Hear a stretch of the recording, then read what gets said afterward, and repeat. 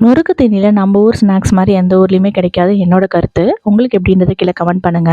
இந்த ஊருக்கு வந்ததுக்கப்புறம் வந்து ரொம்பவுமே நம்ம ஊர் முறுக்கு, சீடை, எள்ளடை இது மாரி நெறைய விஷயங்கள் வந்து நான் மிஸ் பண்றேன். நம்ம ஊர்ல அப்படி காரசாரமா சாப்பிட்டு வந்து இந்த ஊர்ல ஸ்நாக் ஐட்டம்ன்னு சொல்லிட்டு நம்ம போனாலே இந்த மாரி bun items, bakery items, pastries, cookies, biscuits அந்த மாரி தான் இருக்கும்.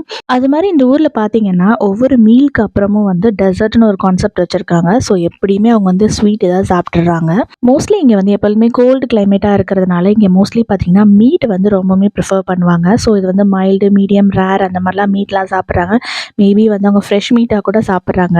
அ அதுக்கு வந்து சைடு பார்த்தீங்க அப்டின்னா, நம்ம ரைஸ் மாரி இவங்க வந்து பன் ஐட்டம்ஸு, பேப்ஸு, அப்புறம் பிரெட் இந்த மாரி தான் அவங்க நெறைய வந்து அவங்க ட்ரை பண்றாங்க. ஸோ அவங்களுக்கு இது வந்து செட் ஆயிடுது.